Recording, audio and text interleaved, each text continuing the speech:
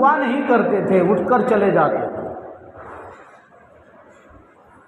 آج بعض لوگ یہ عادت بنا لیے ہیں کہ نماز کے بعد سلام پھیرو اور پھر اس کے بعد نکل پڑو، کام ہو تب بھی، نہ کام ہو تب بھی بھاگ جاتے ہیں۔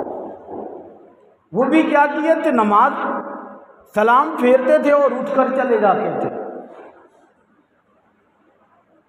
تو صحابہ کرام نے حضور علیہ السلام کی بارگاہ میں شکایت کی کہ یا رسول اللہ علیہ السلام، جو اٹھ کر چلے جاتے تھے اس کا نام ثعلبہ تھا۔ کہنے لگے یا رسول اللہ، وہ ثعلبہ نماز تو آپ کے پیچھے پڑھتے ہیں، آپ کے پیچھے نماز پڑھتے ہیں، لیکن وہ دعا نہیں کرتے، بغیر دعا کیے چلے جاتے ہیں۔ وہ دعا نہیں کرتے، نماز پڑھتے ہیں اور پھر بغیر دعا کیے وہ چلے جاتے ہیں۔ تو حضور علیہ الصلوۃ والتسلیم نے اگلے دن ثعلبہ کو نماز کے بعد روکا کہ ثعلبہ، نماز کے بعد تمہیں جانا نہیں، رکنا ہے۔ نماز سلام پھیرنے کے بعد تم گھر کو جانا نہیں، رک جانا، تم سے مجھے کچھ باتیں پوچھنی ہے۔ کہنے لگے ٹھیک ہے۔ نماز ہوئی، پھر اس کے بعد جو ہے ثعلبہ رکے۔ حضور علیہ السلام نے پوچھا کہ ثعلبہ یہ بتاؤ، تم نماز تو میرے پیچھے پڑھتے ہو لیکن دعا نہیں کرتے، بغیر دعا کیے تم چلے جاتے ہو، آخر راز کیا ہے، بات کیا ہے، کیوں چلے جاتے ہو؟ تو وہ ثعلبہ کی آنکھوں پر آنسو نکل گئے، آنسو نکل پڑے۔ کہنے لگے یا رسول اللہ، میں بڑا غریب آدمی ہوں، تنگ دست ہوں، مجبور ہوں، میرے گھر میں ایک ہی کپڑا ہے، وہ ایک کپڑا ہے، وہ پہن کر کے میں مسجد میں آتا ہوں، نماز پڑھ کے میں واپس اس لیے جلدی چلے جاتا ہوں کہ وہی کپڑا میری بیوی پہن کر کے نماز پڑھتی ہے۔ جب میں نماز کے لیے آتا ہوں تو میری بیوی اپنی ستر کو، اپنی شرمگاہ کو چھپانے کے لیے ایک گڈھے کے اندر بیٹھ جاتی ہے، اور جب نماز سے میں فارغ ہو کر پہنچتا ہوں وہی کپڑا میں اتارتا ہوں اور اپنی شرمگاہ کو چھپانے کے خاطر میں گڈھے میں اتر جاتا ہوں، اور میری بیوی ان کپڑوں کو زیب تن ہو کر کے نماز پڑھتی ہے، اسی لیے میں جلدی چلے جاتا ہوں۔ جب حضور علیہ السلام نے یہ بات پوچھی تو اس نے موقع غنیمت سمجھا کہ اب میں حضور علیہ الصلوۃ والتسلیم کی بارگاہ میں سوال تو کر ہی سکتا ہوں، حضور علیہ الصلوۃ والتسلیم سے مانگ تو سکتا ہی ہوں۔ حضور علیہ السلام سے کہنے لگے یا رسول اللہ علیہ السلام، یا حبیب اللہ علیہ السلام، میں تو تنگ دست ہوں، غریب ہوں، مجبور ہوں، لاچار ہوں، یا رسول اللہ میرے حق میں دعا فرما دیں کہ میں امیر ترین آدمی بن جاؤں، میں صاحب ثروت بن جاؤں، پیسے والا بن جاؤں، دولت مند بن جاؤں۔ حضور علیہ السلام نے ارشاد فرمایا ثعلبہ، امیری سے بہتر غریبی ہے، تم اس پر صبر کرو، امیری سے بہتر غریبی ہے۔ لیکن پھر وہ مانے نہیں، عرض کرتے یا رسول اللہ میرے حق میں دعا فرما دے کہ میں امیر بن جاؤں، پیسے والا بن جاؤں، دولت مند بن جاؤں۔ پھر حضور علیہ السلام نے ارشاد فرمایا ثعلبہ، امیری سے بہتر غریبی ہے، تم غریبی کو ہی پسند کرو اور صبر کرو۔ لیکن وہ مانتے نہیں۔ جب وہ پھر بارہا حضور علیہ الصلوۃ والتسلیم سے گزارش کرتے رہے تو حضور علیہ السلام نے اس کے حق میں دعا کر دی۔ مصطفیٰ علیہ السلام جب دعا کر دے کسی کے حق میں تو ان کی دعائیں مقبول ہوا کرتی گئیں۔ اعلیٰ حضرت نے اس کی ترجمانی کی ہے، اجابت کا صحرا، عنایت کا جوڑا، دلہن بن کے نکلی دعائے محمد صلی اللہ علیہ وآلہ وسلم۔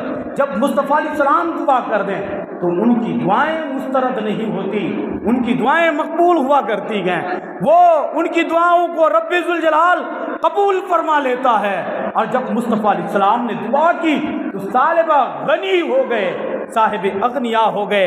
اللہ رب العزت نے ان کی بکریوں میں وہ برکتیں عطا کی، وہ مال عطا کی کہ وہ بکریوں کی تعداد بڑھتی گئی، وہ غنی ہوتے چلے گئے، یہاں تک کہ جب مدینہ منورہ کے جنگل اس کے لیے کم پڑ جاتے تھے، مدینہ منورہ کی جنگلوں میں ان کی بکریاں بھر گئی، اتنی کثیر تعداد بکریوں کی ہو گئی۔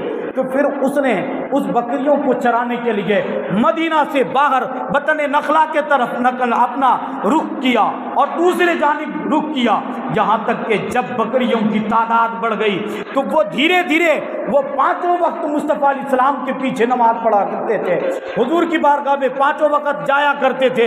लेकिन बकरियों की कसरत की वजह से, बकरियों की तादाद बढ़ने की वजह से उनकी 5 वक्तों की नमाज में कमी आ जाती है। जब कोई अब वो हो जाता है कि 1 वक्त की नमाज छोड़ देता है, 4 वक्तों की नमाज पढ़ लेता है, बकरियों की तादाद बढ़ती गई, 5 वक्तों की नमाज कज़ा होती गई, यहाँ तक कि वो हफ्ते हफ्ते की नमाज पढ़ा करते थे, सिर्फ जुमा की नमाज पढ़ लिया करते थे। आज भी कुछ लोग ऐसे ही इस फिक्रे पर अमल करते हैं और कहते हैं कि सिर्फ जुमे की नमाज पढ़ लो कामयाब हो जाओगे। बोलते हैं कि अगर ये टेक्नोलॉजी और ये साइंस ने इतनी तरक्की कर ली है कि एक इंजेक्शन लगाने पर 1 हफ्ते तक वो इंजेक्शन, वो मेडिसिन काम करती है, तो तुम अगर 1 हफ्ते की नमाज में जुम्मे की 2 रकत नमाज पढ़ के चले जाओगे तो 7 दिन तक काम नहीं करेगा। तेरी जसारत पर, तेरी अक्ल पर, तेरी अक्लदानी पर मुझे अफसोस है। प्यारे, तुम किधर की बात कर रहा है और तुम अपने आप को क्यों तबाही के दहाने पर खड़ा करना चाहता है? मैं तुझसे पूछना चाहता हूं कि वो सालिबा नबी के पीछे नमाज पढ़ने वाले, नबी की इक्तिदा करने वाले, वो माल की कसरत में, माल में डूबकर, माल की मोहब्बत में अपने ईमान को तबाह कर चुका, अल्लाह अल्लाह, वो सालिबा हफ्ते की नमाज पढ़ने लगे, यहाँ तक कि और बकरियों की तादाद बढ़ गई, माल की कसरत बढ़ गई, माल ज़्यादा हो गया, तो फिर वो धीरे धीरे ईदैन की नमाज पढ़ लिया करते थे, ईद और बकरीद की नमाज में आ जाया करते थे। जब कुरान की आयत नाजिल हुई, हुजूर अलैहिस्सलाम ने एक साहबी रसूल को ये कुरान की आयत लेकर के उस सालिबा के पास भेजा गया कि सालिबा को जाके कह दो कि वो अपने माल पर, जो माल अल्लाह ने उसे अता की, बकरियाँ दी है, जो बकरियाँ उसको अल्लाह ने दी है, दौलत दी है, उसका ज़कात निकाले, उस पर ज़कात वाजिब है, ज़कात दे। तो वो सालिबा कहने लगे कि नहीं नहीं, मैं ज़कात नहीं देने वाला, मैं ज़कात नहीं दूंगा, क्योंकि एक तरह का ये इनकम टैक्स है, ये जिज़िया है, फिर हम ज़कात क्यों दे? तो जब ये बात उसने कही, वो साहबी रसूल आकर हुजूर अलैहिस्सलाम की बारगाह में कहने लगे, या रसूल अल्लाह, सालिबा ने ज़कात देने से इनकार कर दिया। मुस्तफ़ा अलैहिस्सलाम की आंखें भर आई, मुस्तफ़ा अलैहिस्सलाम रोने लगे। कहा था मुस्तफ़ा, फरमाने लगे कि सालिबा, मैं तो कहा था तुम्हारे लिए कि तुम्हारे लिए अमीरी से बेहतर गरीबी है, लेकिन तुमने माना नहीं, तुम्हारे हाथ से ईमान भी चला गया। दौलत भी ये दौलत किस काम की है? ये दौलत आज है, कल नहीं रहेगी। अरे बड़े बड़े अगनियाओं को देखा है, बड़े बड़े रईसों को देखा है कि उसके पास अल्लाह ने दौलत दी है, लेकिन वो दौलत हमेशा के लिए नहीं है, वो कुछ दिनों के लिए है।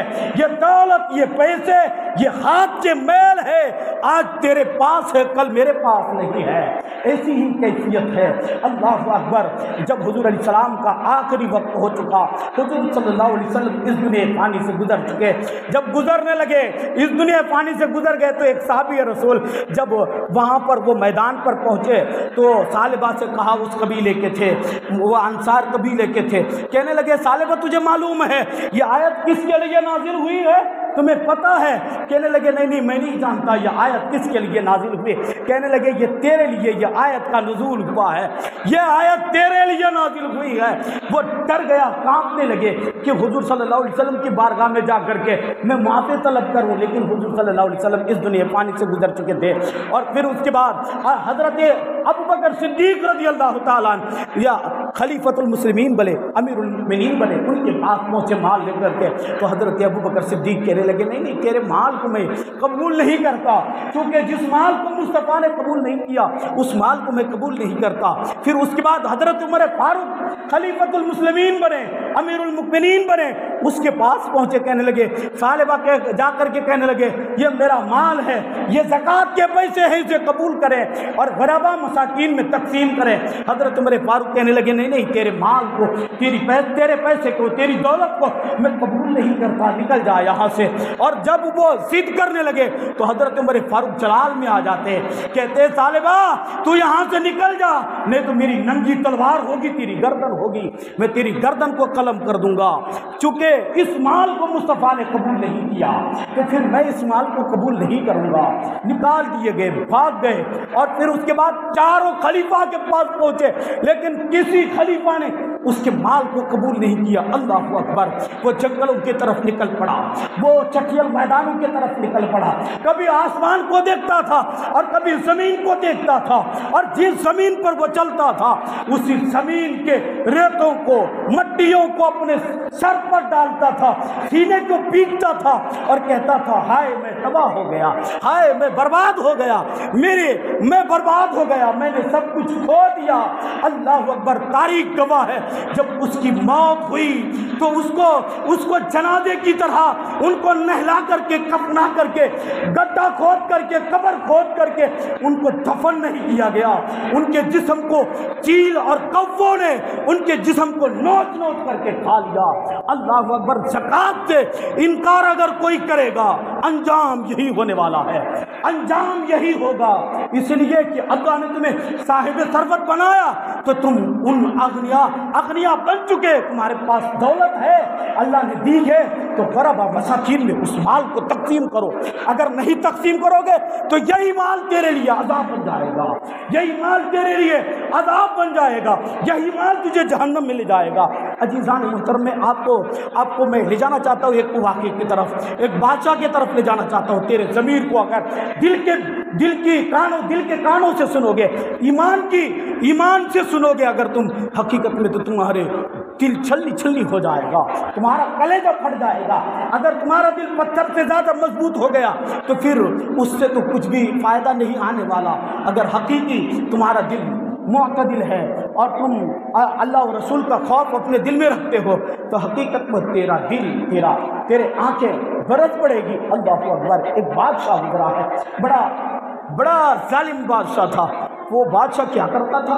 لوگوں پر ظلم کر کے، تشدد کر کے، وہ بادشاہ تھا نا، حکمران تھا نا۔ آج بھی حکمران ہم پر ظلم کرتے ہیں، ہم مظلوم بن جاتے ہیں۔ وہ کیوں اس لیے ظلم کرتے ہیں؟ ان کو اقتدار کی کرسی چاہیے، حکومت کی کرسی چاہیے، اسی لیے کسی پر بھی ناحق ظلم کر لیتے ہیں۔ اللہ اکبر! وہ بادشاہ تھا، بڑا ظالم تھا، جابر تھا، ظلم تشدد کر کے کچھ مال اس نے جمع کر لیے، محلے پر، غریبوں پر، لاچاروں پر، یتیموں پر اس نے ظلم کر کے بہت پیسے جمع کر لیے۔ جب پیسے جمع کر لیے تو اس نے بیت المال بنایا، اس مال کو رکھنے کے لیے گھر بنایا۔ بیت المال سمجھ میں آ رہی ہے؟ بیت المال کس کو بولتے ہیں؟ اس گھر کو بولتے ہیں جس گھر میں مال رکھا جائے، اس کو بیت المال بولتے ہیں۔ اس بیت المال کے اندر اپنے ساری دولتیں، سارے پیسے، سارے روپیے وہاں پر رکھ دیے گئے، اور رکھنے کے بعد وہ بنایا کس جگہ؟ جنگل میں، چٹیل میدان میں، کہ اس راہ سے کسی کا گزر نہ ہو، کوئی جائے نہ، میرے مال کو کوئی لوٹ نہ پائے۔ اور پھر اس کے بعد ایک دربان رکھا، محافظ رکھا، اس کی نوکری لگایا، تنخواہ دیے، کہنے لگے تم اس کی نوکری کرو، تمہاری ڈیوٹی کیا ہے؟ اس گھر میں صاف صفائی کرنا ہے اور تالا لگانا ہے، اس کی نگہداشت کرنا ہے، نگہبانی کرنا ہے، یہی تمہاری ڈیوٹی ہے۔ اللہ اکبر! وہ سر انجام دیتا رہا۔ بادشاہ ایک دن کیا کیا، اس راہ سے گزرا تو جو وزیر تھا، جو خدمت گزار تھا، جو خدام تھا، جو خادم تھا اس بیت المال میں، تو وہ گھر کو جب جا رہا تھا تو اس کے ذہن سے بات اتر گئی، تالا لگانا تھا، تالا نہیں لگا پایا، وہ چلے گئے۔ جب کچھ راستے سے گزرے، بیچ راستے پر پہنچے تو بادشاہ آ پہنچا۔ ادھر سے بادشاہ آیا تو دیکھا کہ میرے بیت المال کے دروازے کھلے گئے، بیت المال پر تالا جو تھا وہ تالا کھلا ہوا ہے، اندر داخل ہوا اور وہ سارے مال کو ٹٹولنے لگا، وہ ڈرنے لگا بادشاہ کہ میں نے ظلم کر کے جبر کر کے اس مال کو حاصل کیا تھا، اور پتہ نہیں اس نے تالے کھول کے چلے گئے، اس مال کو کوئی لوٹ لیا ہوگا، کوئی لے کر چلے گئے ہوں گے۔ بڑا وہ پریشان تھا اور ٹٹولنے لگا چاروں طرف۔ ٹٹول جب چھپا، جب وہ ٹٹول رہا تھا، جو خدام تھا، جو نوکر تھا، جو غلام تھا، اسے یاد آیا کہ میں نے تالا لگانا بیت المال میں بھول گیا ہے۔ وہ پلٹ کے آیا اور آ کر کے دروازے بند کیے، تالے لگائے اور وہ چل پڑا۔ اللہ اکبر! اسے معلوم نہیں تھا، اسے پتہ نہیں تھا کہ اس بیت المال کے اندر بادشاہ بند ہے، بادشاہ گھر کے اندر بند ہے، تالے لگا دیے باہر سے، بادشاہ گھر کے اندر بند ہے، اور اسے معلوم نہیں تھا۔ وہ جب نکل پڑا، بادشاہ جب چاروں طرف سارے مال کو ٹٹول کر کے آیا تو آ کر کہنے لگا، دروازے پر دستک دیا، کھول دروازہ، میں باہر جانا چاہتا ہوں، وقت کا شہنشاہ ہوں، بادشاہ ہوں، میں جانا چاہتا ہوں، میری رعایا پریشان ہے، میری رعایا پریشان ہے، اقتدار کی کرسی پر بیٹھنا ہے، مجھے کھول دروازہ، مجھے باہر کو جانا۔ لیکن کوئی اس کی آواز سننے والا تھا ہی نہیں، چونکہ بیت المال بنایا اس نے تھا جنگل میں، بیابان میں، چٹھیل میدان میں، وہاں کوئی کس کی آواز سننے والا ہوگا؟ دروازے پر دستک دیا لیکن کوئی اس کی آواز سننے والا نہیں تھا۔ چرندے پرندے تھے، چرندے پرندوں کے علاوہ کون اس کی آواز سنتا؟ بڑا پریشان ہوا، مغموم ہوا، پھر دروازے پر دستک دیا، وہ پریشان ہوتا رہا، ٹھوکتا رہا دروازے کو، لیکن کوئی سننے والا نہیں تھا، خاموش رہا، یہاں تک کہ ایک دن گزر گئے، ایک دن مکمل گزر گیا۔ پریشانی کے عالم میں چاروں طرف وہ دوڑنے لگا، چکر کاٹنے لگا، بھوک سے نڈال ہونے لگا۔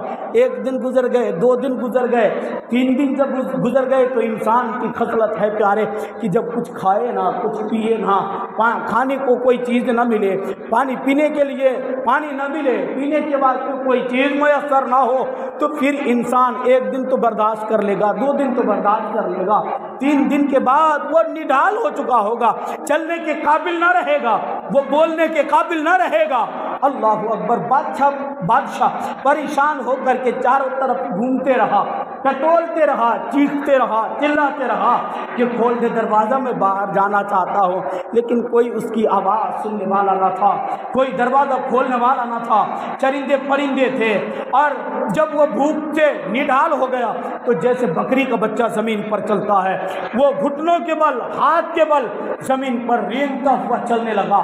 جب رینگتے رینگتے پہنچا دروازے کے پاس تو اسے خیال آیا کہ میں نے جو ظلم کر کے، تشدد کر کے جس مال کو میں نے کمایا ہے، سونے ہے، چاندی ہے، یہ جواہرات ہے، ہیرے ہے، موتی ہے، یہ تمام چیزیں ایک طرف لگے ہوئے ہیں، ڈھیر لگے گئے۔ وہ بتاؤ، سونا مال ہے، قیمتی چیز ہے، قیمتی دھات ہے، چاندی مال ہے لیکن کھانے کی چیز نہیں ہے، سونا مال ہے، دولت ہے لیکن کھایا نہیں جا سکتا۔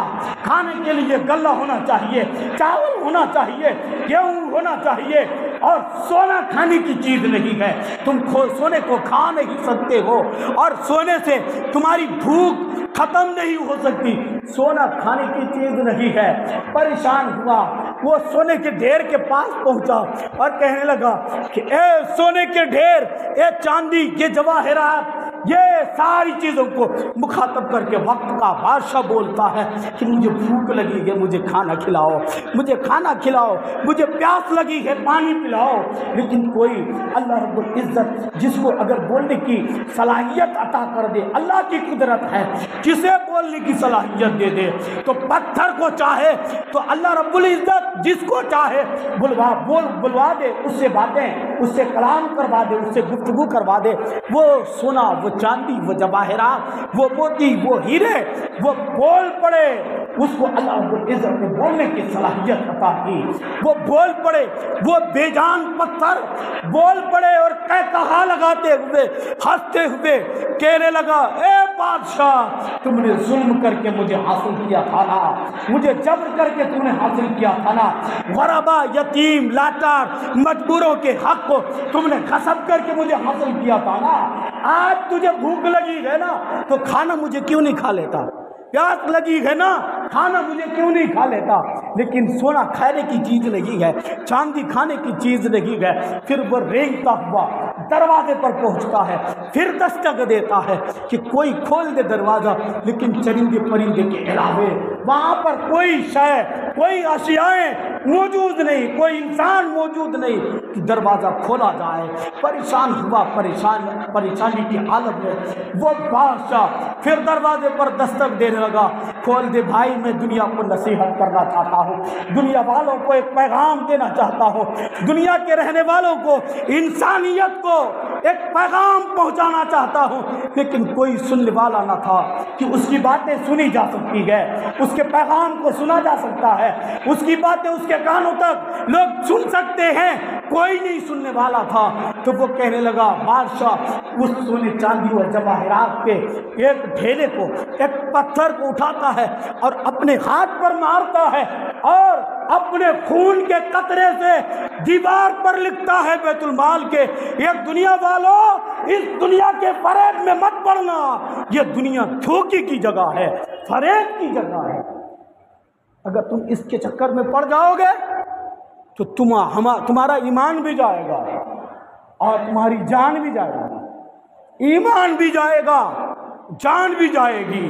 اگر ایمان بھی بچانا چاہتے ہو اور جان بھی بچانا چاہتے ہو، جان بھی بچ جائے، ایمان بھی بچ جائے، تو پھر مصطفیٰ کے قانون پر عمل کرنا ہوگا، مصطفیٰ کے طریقے پر چلنا ہوگا، قانون اسلام کو فالو کرنا پڑے گا۔ جب تک تمہارا دستور قرآن نہ بن جائے، جب تک تمہارا آئیڈیل ذات محمد نہ بن جائے، جب تک تمہارے جینے کا طریقہ مصطفیٰ کی سیرت نہ بن جائے، تم زندہ نہیں رہ سکتے۔ اگر تم زندہ رہنا چاہتے ہو تو آئیڈیل مصطفیٰ کو بناؤ، مصطفیٰ کی سیرت کو بناؤ، تم مر بھی جاؤ گے تو زندہ رہو گے۔ اور اگر تم اس زمین پر رہو گے، جیتے رہو گے، مصطفیٰ کے طریقے کو تم نے چھوڑا ہے، اگر قانون اسلام کو تم نے نظر انداز کی ہے، قانون اسلام کو چھوڑ دیا، تم اس زمین میں بھی رہو گے، تم مر جاؤ گے، جیتے جی مر جاؤ گے۔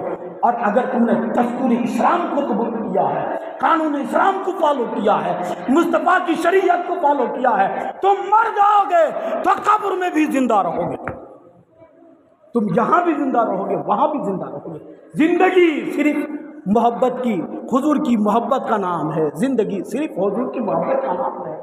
اگر تم جینا چاہتے ہو، اگر تمہیں زندگی چاہیے، زندگی پیاری ہے، تمہیں حیات چاہیے، حیات جاویدانی چاہیے، تو پھر قانونی اسلام کو فالو کرنا پڑے گا۔ تمہارے محلے میں کوئی یتیم رہتا ہوگا، اگر کوئی لاچار رہتا ہوگا تو تم اس کی مدد کرنا۔ اگر تم اس کی مدد نہیں کرو گے، اور اس نیت سے مدد مت کرنا کہ وہ مجبور ہے، تو کل ہم اس کے اپنے اس مدد کے بدلے ہم اس سے کچھ فائدہ حاصل کریں گے، نہیں۔ اب یہ نیت مت ہونی چاہیے، یہ نیت تمہاری نہیں ہونی چاہیے، یہ نیت ہونی چاہیے کہ ہم اللہ و رسول کی رضا کے لیے اس کی مدد کر رہے ہیں۔ وہ لاچار ہے تو مدد کر رہے ہیں، وہ یتیم ہے تو مدد کر رہے ہیں، ہمیں ذاتی مفاد حاصل نہیں کرنا، اس سے کوئی فائدے حاصل نہیں کرنے ہیں، یہ نیت ہونی چاہیے تمہاری۔